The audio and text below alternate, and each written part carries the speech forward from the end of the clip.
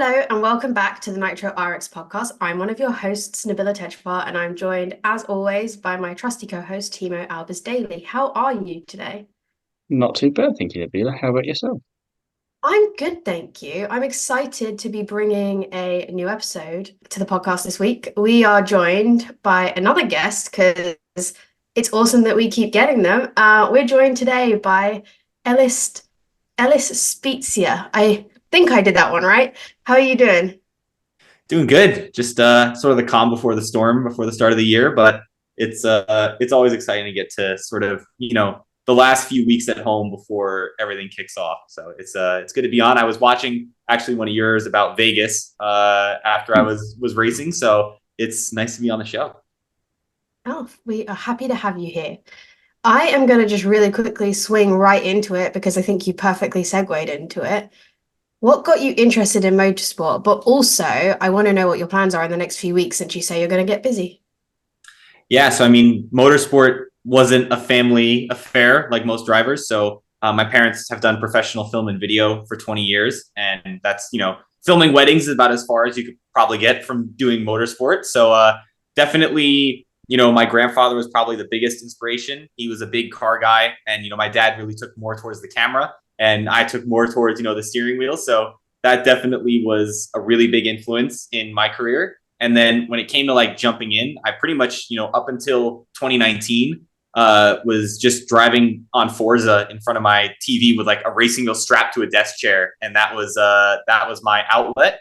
And then in 2019, started doing some competitive rental karting, but it wasn't up until 2020 that I jumped into competitive motorsport. So it's definitely been a wild ride, and I don't think in the past 4 years of doing almost exclusively circuit racing, I think I'd be, jumping over to rallycross, even though ironically, watching, Ken Block with Gymkhana was sort of the start of my passion for motorsport. But yeah, it's definitely going to get busy for us. We got a full season of RX2E lined up starting it's the date starts in June, but it's going to be, prep work is in full swing. So definitely excited to get a full season of rallycross in this year. I've got to jump in there and just ask because normally, whenever 2020 is mentioned, it's people not doing anything with motorsport. So, how on earth did you start motorsport in 2020? We pretty much had just finished off a national championship in the States in the rental karts. I won the sort of regional championship in New Jersey, and then went to Chicago for their grand finale. And I think I was like 12th or 10th or somewhere around there. But we knew that, we wanted to see what the next step was. And we found this electric kart racing championship in Germany run by Rotax. So they were just coming up with the second generation of their electric go-kart. And so we were like, all right, this looks good. We just have to get to Germany for 3 months in the middle of COVID and, the world falling apart. We got denied entry the first time. They didn't let us in. So we pretty much took a little bit of a detour to some other countries and then eventually made it in. But we had no testing, no practice. Like the first time I drove the go-kart was that first race weekend. So it's I got my ass kicked. I think that's the best way to put it that first year. But we ended the year sort of cracking the top 5 consistently in the final 2 race weekends. And we were like, okay, we got something here. We have something to work with. Wow, that's quite the story for 2020 and impressive. Yeah, it's not the usual origin story for motorsport. So it's in the end, in hindsight, it's all come together. But I'm sure in the moment, we got to that first race weekend and we're like, well, he did good in rental karts, but this is a whole other world out here. So especially jumping into European level competition the first year out was also a really big step. I know what you mean when you say that it's definitely not the traditional racing background, but I think that's the one common thread in a lot of ways that all the Nitrocross people have in that way. So I was not expecting necessarily this way in, but you all find a way and you all end up in the same place eventually anyway. So it's always interesting. It's nice that it's not just the same old thing of you watched it growing up and that's it kind of thing and just always there. I mean, that's understandable for a lot of people, but it's a bit of fun when you've got this different twist on it, like you say there. And I want to kind of go off that because you've obviously then raced in the NXT Gen Cup and the ERA Championship. So I'm curious if you've got any highlights from these and what did you learn from them? What did you learn, from them that has served you best since then?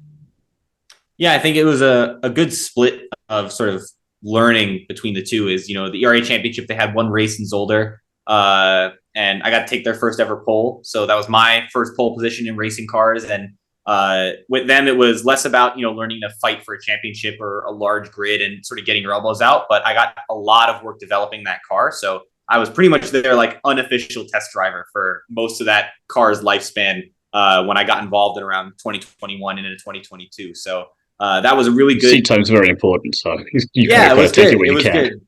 Yeah, and making the most of it, like, even when with Zolder, because it was electric, we didn't care about when the track was open. So we were either bright and early in the morning, when it was before hours of them opening, and then lots of time going more than just, mechanical setup, really jumping into the software and power mapping and things like that. So then you look over at next gen with a car that was already, complete, ready to go. And I got to sort of get my first taste of really having a full season in electric car racing with a championship to fight for, really just battling it out with 18 other cars on the grid. So it was definitely really, really good experience and something that is definitely going to help in the future, regardless of what discipline I jump into.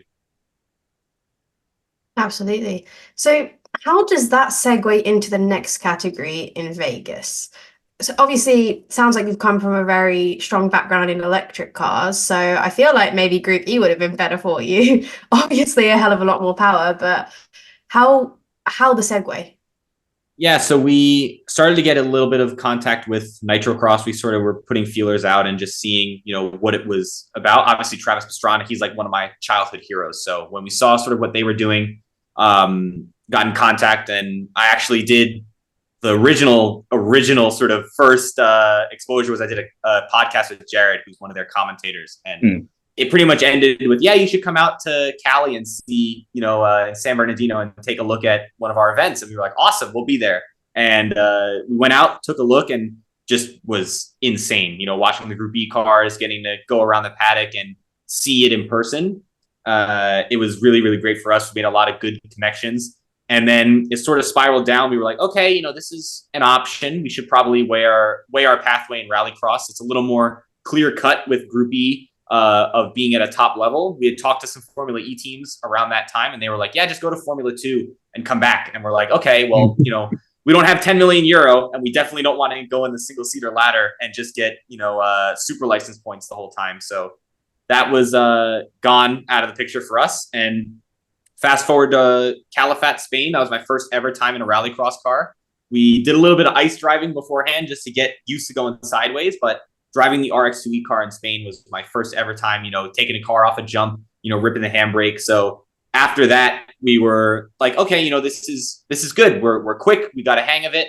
And all of a sudden we get a call and they say, hey, a friend of a friend has a seat available in Vegas. One of their guys dropped out. What do you think you can make it happen? We were like, all right, let's try and scrape it together here. And it was pretty much, I figured out we were going a week before the race. And so I was like, all right, never done this before, never done a start. I'm going to get on iRacing for the week and just hammer out get the format down, learn the Joker strategy. And then we pulled up to Vegas and had those 2 practice sessions to just, get into it and really learn the format and just the style. So it was definitely a bit of a headfirst jump into our relationship with Nitrocross.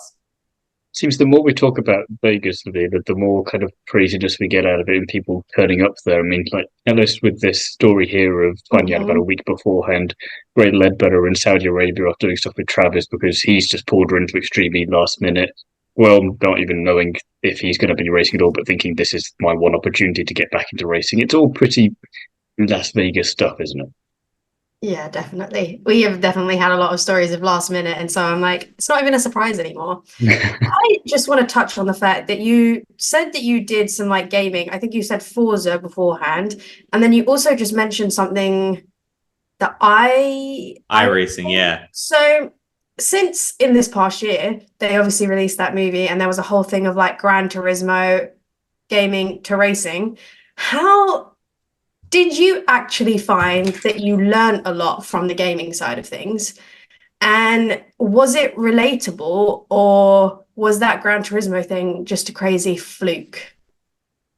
No, I think it's absolutely relatable. It's something that has had a big impact on my career of being able to, learn on the sim. It's where I started. I always say, you can never take 100% of what you learn in the sim. Obviously, it's, nothing is replicating the real thing perfectly. I think even the Formula One sims, like if you look at the difference in how they manage their tires, of how many samples across, the contact patch they take, I think in Assetto Corsa, which is where I did most of my driving when I was younger, I think it's 10 or 15. And then on the F1 simulators like Mercedes, it's over 1,000. So the fidelity that they have at the top level is really nuts.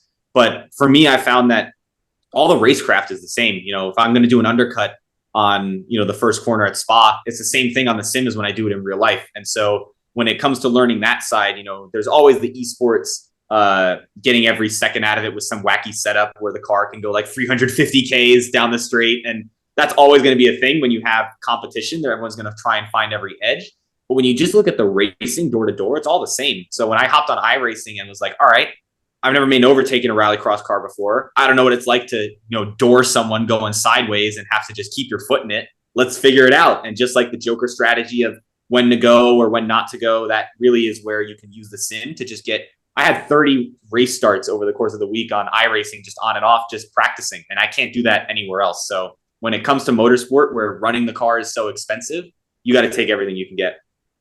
Very much the door-to-door aspect of it. You definitely get a lot of that in the next category from what we've seen over the course of the last couple of seasons. So that's pretty much chucking you in the deep end in that regard. But again, you'll learn very quickly there. Yeah, we had they said they're not using the body work for next year. That's what, the guy that's was when that's the warning bells going off. Yeah, they're like, we're not using it. So I'm like, all right, that's the green flag that I needed. We're good. So we were duct tape and zip ties after the first heat, but it's part of it. I think it's what keeps rallycross's sort of charm. It's you don't really get it now in motorsport. Everyone's really strict. The cars are so expensive now. When you look at GT3 racing and stuff like that even the ones where you get contact, you don't want to spend 40 grand on a front bumper. Whereas with rallycross, they'll duct tape it, zip tie it, send you out for the next session. Even if it flies off halfway through, it doesn't matter. So I'm all for it. And there's that weird unwritten rule of how much damage is acceptable to give to the other person. You go, oh, that's fine, but that's far too much. That's being a bit too cheeky now. That's not allowed. But just to go back to Vegas for a bit, I'm curious about the weekend from your perspective. Obviously, certain elements didn't go quite to plan as you might have wanted, but up to that point, how was it?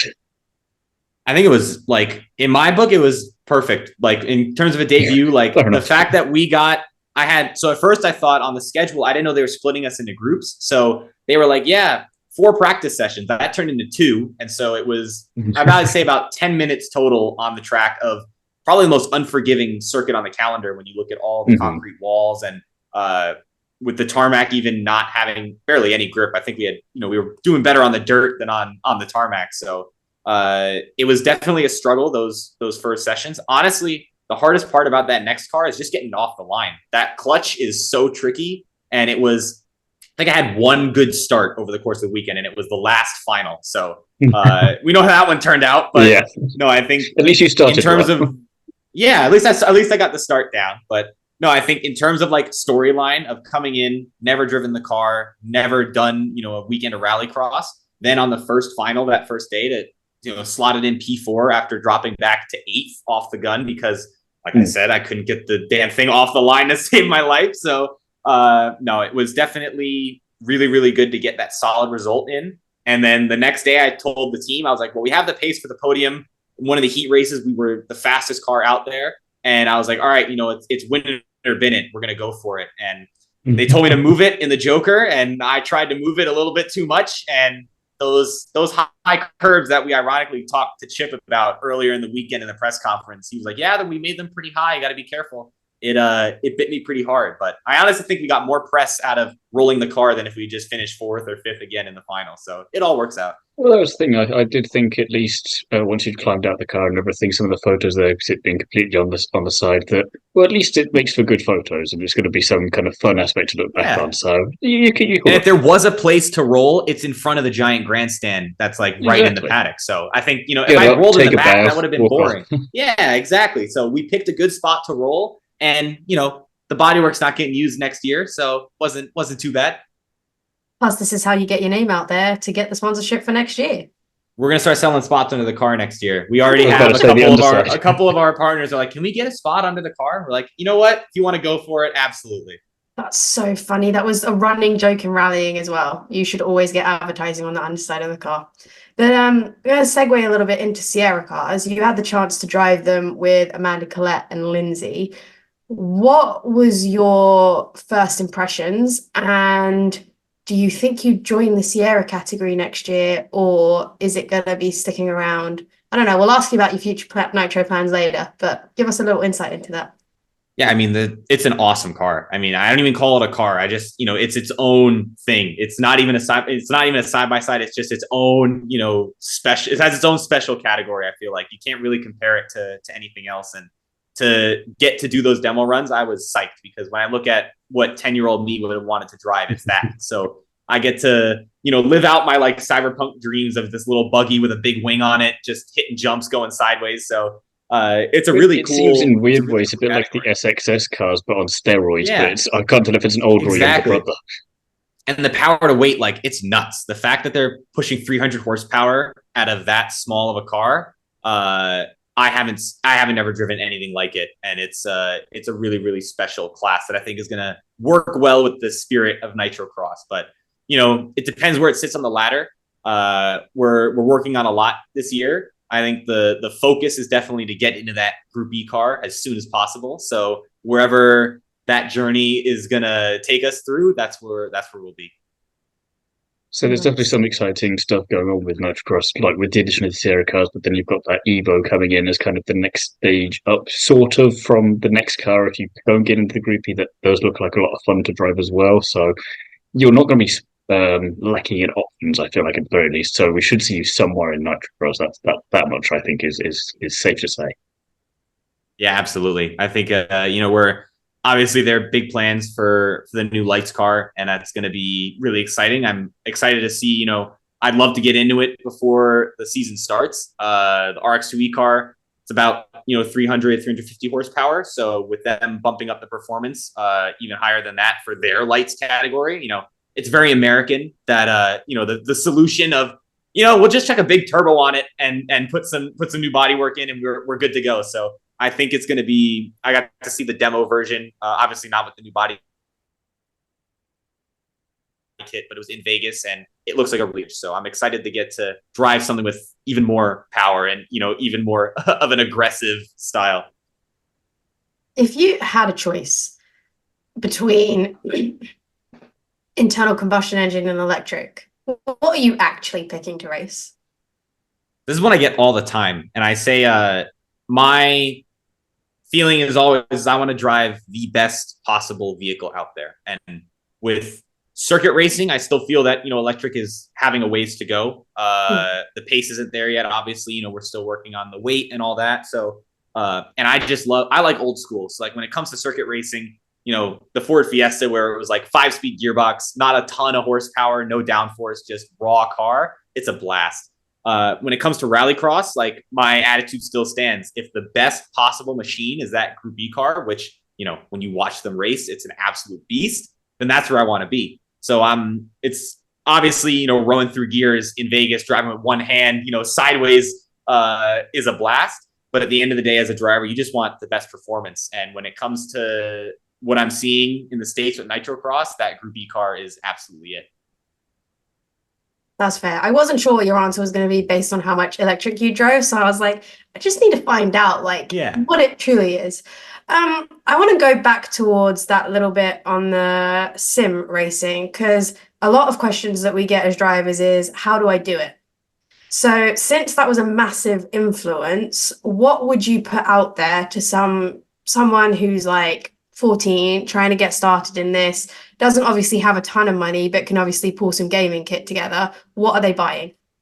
Yeah, so I mean, I started with I think it's called a Thrustmaster TMX. It was like I think $250 for pedals and wheel bundled together. I got it for Christmas, and I was sitting in front of my TV with my Xbox, and it was strapped to a desk chair.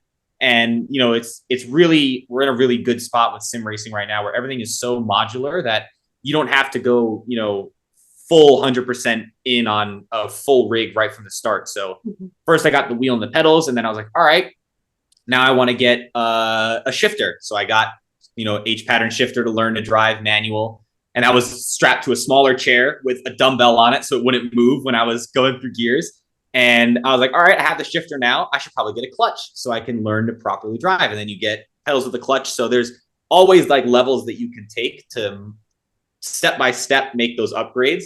And I still have stuff on my rig from when I started, probably almost 10 years ago now. So it's always, there's always do with the most with what you have. And whether that's going, some people have the ability in COVID, these racing drivers were like, I'm going to spend 30 grand on a racing rig just because, and we're going to use it for a couple months. And then it's going to just look pretty in the room after, the world opens back up. Or, you can spend a couple $100 on a Logitech wheel and be just as quick. My racing coach on the sim, he had, a $200 Logitech racing wheel and one monitor, and he was, whooping me in every single session. So it's definitely not as much about the gear. It's just about doing the most with what you have. So you can make a rig out of wood planks to bolt your stuff to. It doesn't matter. As long as it gets you out on track on the sim, that's what's important. A couple of spare chairs and a couple of dumbbells lying around just in case. Yeah, all good. That's I was lucky I was small because my legs could like just barely fit in between the chair, and I was, trying to drift with traction control on because I didn't know any better when I was a 10-year-old kid just having a blast. So just have fun. That's all that counts. I'm going to combine the next couple of questions then because I think they might potentially fit together. I'm curious, you've obviously got a lot planned for this year, so I'm curious, is there anything else that you've got in the pipeline and for this year and then beyond that? Do you know if you are going to go in a specific direction? And as Nabila mentioned earlier, obviously electric racing is very much your thing. Do Formula E or Extreme E tickle your fancy as having a go in one of them at some point? And you mentioned you were talking to some Formula E teams earlier, so I've got to ask the question. Yeah, we have a lot of stuff that's under wraps at the moment that is still sort of in talking stages, but there's going to be a lot coming, especially for us with our schedule. But when it comes to sort of other categories, I say I'd love to try a Formula E car. I think, the format for me is definitely interesting. Obviously, I've done circuit racing most of my career, but when it comes down to what I think fits electric motorsport best, I think rallycross is it right now. When you look at the format of, Formula E, great. They can say they have however many overtakes for the lead in a race, but that's just because no one wants to lead the race. So when you look at that side of racing, I think when it comes to exciting the fans, having, nine cars out there doing gap jumps, going sideways and, pushing into each other with drifting and stuff like that for non-motorsport fans that want to get into the sport, it's also super digestible because it's 5 laps. I can't bring someone in that's never watched a race before to spend 45 minutes watching Formula E or 2 hours watching Formula One, but I can definitely get their attention for a 5-minute shootout where everyone's pushing 100%. They're driving the absolute limit and really just action the whole way. So I think my heart is definitely swaying towards rallycross at the moment, but I definitely still enjoy the circuit racing. That's an interesting approach. I would agree with that. I think you're right. It is a lot easier to grab someone's attention on that than it is in a full-on race, but yet everyone still tends to lean towards that kind of F1, Formula E, that racing being the epitome of driving. But let's be real, Nitrocross, when they're driving those things flat out, those Group E, that is a hell of a thing to watch. So is that, like, with the fact that you have so many opportunities coming at you right now, is it Nitro that you're trying to lean towards? Like, are we going to see back? Is that what is under wraps this year? Let us know. Any details, we'll take all the crumbs.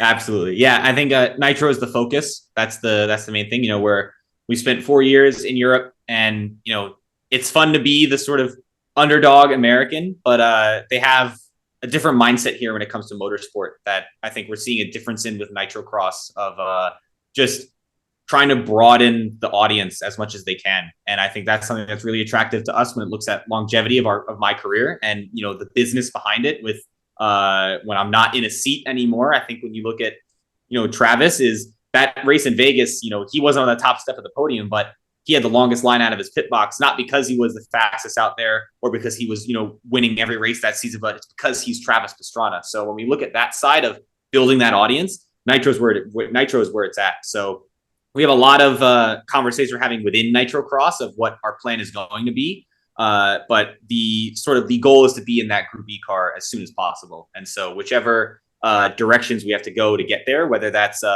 depends on the interest from other parties of that Group E class, if it starts to take off even more. And then obviously the new next Evo car being the perfect testing ground to jump in. And I definitely will say my first gap jump needs to be in not a Group E car, because that would be a much more expensive mistake. I'd much rather, take something else. So, but I'm as a driver, I'm always open. Like you'll figure it out. So if I got that call tomorrow to hop in that Group E car, I'm all for it.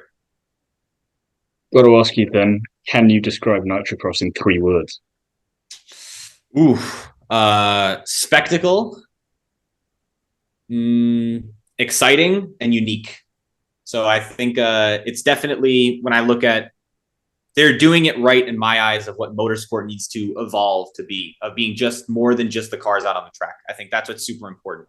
With the setup they had in Vegas with all the Ken Block 43 and all the Hoonigan stuff with all the cars, that was really special. And it's just access. Like I went to one of the races in Spa with Formula One, and you spend a couple €100 just to shuffle in, get some overpriced pizza on the way to the grandstand, and then sit under there for 2 hours in the pouring rain. Whereas like when you look at Nitrocross, like the paddock's open, and for the drivers, it's even more special because you get a different connection with the fans, and they get to really see everything working up close. And I think having that relatability is really tough in motorsport because we're just a driver with a helmet on when we're out there. So adding that personal element really lets you build an audience and a fan base a lot better than just being a support category on a huge weekend where it's sort of everything's very closed off. I'm inclined to agree with you on that one again, because that's how I felt rallying always was. It was much more open. People had access to service parks. It created such a different vibe in racing and such a more like amicable atmosphere compared to what they kind of portray in racing. With that rallying in mind, if you could race, I don't know if rallying's ever even crossed your radar or is even your thing, but I love to ask because that's my background. Any rally car, any stage or whole rally in the world, what are you choosing? That's tough. My mechanic for Ford Fiesta was a rally driver. He used to drive Ford Escorts, so he has definitely showed me around normal rally a bit. I love the old MG from the Group B days, just that little car with the big wings on it, huge power, just like absolute death trap. And I think Monte Carlo is just like, it's insane. When you watch the videos at night with the fireworks and everything, like it's just incredible. So I'm a sucker for the old stuff. So that little MG just, absolutely flying. And then the atmosphere. There was even the 100-acre rally in the States. They had the bonfire alley. There was a really cool drone shot of all the fires lighting up as the cars go by. So definitely one of those stages at night that just has crazy amount of fans, fireworks going off. That is just absolutely perfect. Nice. I like that answer. Good choice. Group B, like back in the day, was crazy. So yeah. Group B for the week, Group B on the weekends. Yeah, there you go. Honestly, I can't wait at some point to be able to have the money to own one of those cars, because like that's like bucket list, is to have one of those in the garage, because those pieces of history are just insane. I'm sure now we'll look back at like the Group B cars, how we look at those cars today with combustion, of how big the batteries are or how inefficient we were now compared to what it'll be in the next 10 to 15 years. So it's definitely an interesting time for electric as well, to be in that zone of super, super fast innovation that is really changing around us super quickly. That is a perfect ending, I would say. Awesome. Thank you so much for joining us and giving us a completely different approach to kind of what you see racing as in the future. And I just love the fact that you started racing in 2020, because my career went down the toilet in 2020.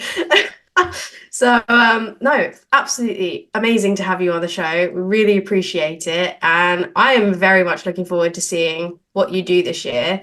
And I think this is going to have to be one of those episodes where you have to come back in the future to tell us what happened. Absolutely. Yeah, it's going to be a wild ride. So I'm sure we'll have plenty more stories, hopefully not as many rollovers, but we'll see how it goes. Your fingers crossed for you. Oh, yeah. that is all we have time for today. Thank you to Ellis for joining us, and thanks, Thiemo, as always. And if you want to get in contact or see any of our social pages, that will all be in the description. And we will absolutely have all the links so that you can follow on with Ellis's career as he goes on this amazing journey. So thanks for joining us. Take care, and we'll see you all soon.